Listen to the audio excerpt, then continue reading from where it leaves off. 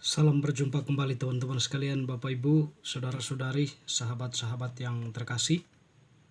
Pada kesempatan ini saya mengajak kita kembali lagi mempersiapkan sedikit waktu mendengarkan sabda Tuhan yang kita ambil dari Penginjil Markus bab 6 ayat 53 sampai 56. Yesus menyembuhkan orang-orang sakit di Genesaret. Setibanya di seberang, Yesus dan murid-muridnya mendarat di Genesaret dan berlabuh di situ. Ketika mereka keluar dari perahu, orang segera mengenal Yesus. Maka berlari-larilah mereka ke seluruh daerah itu dan mulai mengusung orang-orang sakit di atas tilamnya kepada Yesus, di mana saja kabarnya ia berada. Kemanapun ia pergi, ke desa-desa, ke kota-kota, atau ke kampung-kampung, orang meletakkan orang-orang sakit di pasar dan memohon kepadanya supaya mereka diperkenankan hanya menjamah jumbai jubahnya saja. Dan semua orang yang menjamahnya menjadi sembuh. Demikianlah sabda Tuhan, terpujilah Kristus. Bapak Ibu saudara-saudari, teman-teman sekalian, sahabat-sahabatku yang terkasih, Penginjil Markus yang kita dengarkan tadi menampilkan kepada kita orang-orang yang mempunyai kerinduan untuk menjumpai Yesus. Secara khusus mereka yang sakit. Yang menarik bahwa orang-orang sakit itu ditopang atau dibantu oleh saudara-saudarinya yang sembuh atau yang mengalami keadaan normal. Kerinduan mereka terungkap ketika mendengar Yesus kapan dan dimanapun. Ketika mereka tahu tempatnya, mereka akan menuju ke situ sambil membawa orang-orang sakitnya. Sebagaimana dikatakan tadi oleh penginjil Markus. Dan pada hari ini, Yesus ke Genesaret, di mana di sana dia berjumpa, atau di mana ada begitu banyak orang yang datang kepadanya sambil membawa orang-orang sakitnya. Ketika Yesus keluar dari perahu, berlari-larilah mereka ke seluruh daerah itu dan mulai mengusung orang-orang sakit di atas tilam kepada Yesus. Nanti kan terekspresi dari kerinduan itu, terekspresi sebuah harapan bahwa Yesus mampu melakukan tindakan penyembuhan terhadap mereka yang sakit. Dan tentunya harapan itu juga dimotivasi kuat oleh iman mereka. Mungkin dalam hal ini adalah mereka percaya bahwa Yesus mampu melakukan itu. Sehingga dimanapun keberadaan Yesus, mereka pergi. Dan saat ini mereka pergi ke Genesaret membawa orang-orang sakitnya itu. Teman-teman saudara-saudari yang terkasih, kalau zaman dulu tentu tidak mempunyai rumah sakit ya. Paling yang ada itu hanyalah tabib atau dukun ya.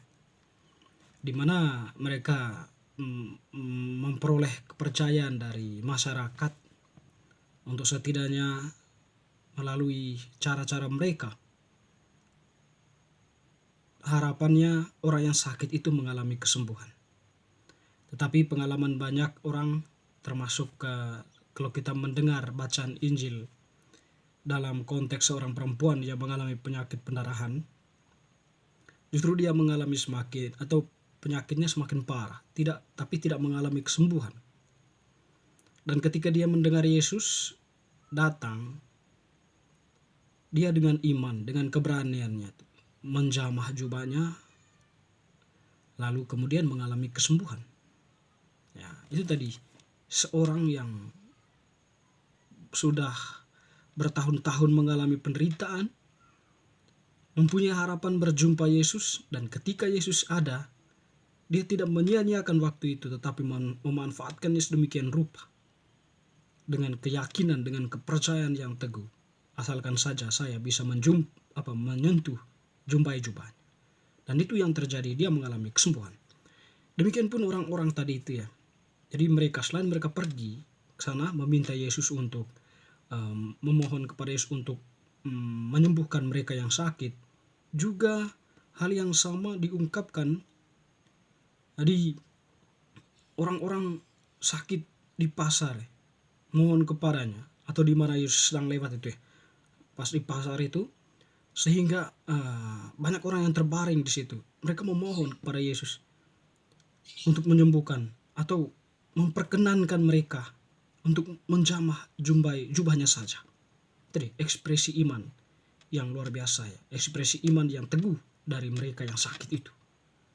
Dia di situ pun seperti yang dikatakan dalam konteks perempuan pendarahan itu, kekuatan mengalir dari Yesus sendiri, lalu kemudian menyembuhkan mereka. Dan pernyataan Yesus, imanmu telah menyembuhkan engkau, setidaknya itu yang menjadi dasar atau modal yang dimiliki oleh si sakit, sehingga dia mampu mengalami rahmat Allah, atau sehingga dia diperkenankan mengalami rahmat Allah, yaitu kesembuhan. Demikian pun sekiranya orang-orang sakit yang ada di konteks ini ya. Jadi mereka itu mempunyai harapan teguh, Yesus sekiranya mampu menyembuhkan mereka. Jadi dalam hal itu juga mereka beriman, sehingga iman mereka lah yang menyembuhkan sakit yang mereka alami. Teman-teman, saudara-saudaraku yang terkasih, terlepas dari itu semua, Yesus yang melakukan tindakan-tindakan penyembuhan itu mau mengungkapkan sisi diri Yesus yang adalah Allah. Mujizat-mujizat yang dibuat oleh Yesus, yang dilakukan oleh Yesus, itu adalah indikasi kealahan Yesus. Bahwa Yesus itu sungguh-sungguh adalah sabda Allah yang menjelma menjadi manusia. Dia berada sebagai Allah dan juga tentunya sebagai manusia, dan konteks menyembuhkan, dia tampil sebagai Allah yang berbelas kasih kepada penderitaan manusia. Keterbukaan manusia, iman manusia memungkinkan Yesus itu hadir, memungkinkan Yesus itu bisa berbuat atau bertindak sesuatu atas orang yang mengalami penderitaan itu. Pengalaman orang-orang tadi, mereka datang kepada Yesus berlari-lari, lalu kemudian memohon kepada Yesus untuk menyentuh jubahnya. Itu adalah sebuah ekspresi iman, keterbukaan hati mereka untuk menerima Yesus. Dan di situ pun ya, Yesus yang tadi adalah Allah yang berbelas kasih, rahmatnya itu mengalir atas mereka, sehingga mereka pun boleh mengalami kesembuhan. Teman-teman, saudara-saudari yang terkasih, kalau kita tarik pengalaman ini pada pengalaman kehidupan kita saat ini, tidak jauh berbeda ya. Jadi Yesus itu adalah Allah yang berbelas kasih. Dia mengharapkan manusia atau kita untuk membuka hati kita, untuk beriman teguh kepadanya, agar sekiranya Yesus leluasa berkarya di dalam diri kita. Memang terkadang penderitaan itu adalah ciptaan kita sendiri, tetapi kehadiran Allah setidaknya di situ adalah menyadarkan kita untuk belajar pada pengalaman itu, lalu kemudian mengambil suatu langkah baru untuk tidak menciptakan kembali penderitaan, atau mungkin penderitaan alami ya, misalnya sakit. Ya, terkadang ada pengalaman-pengalaman luar biasa di mana ada orang yang dalam kacamata para medis, dokter, sudah tidak ada harapan untuk hidup.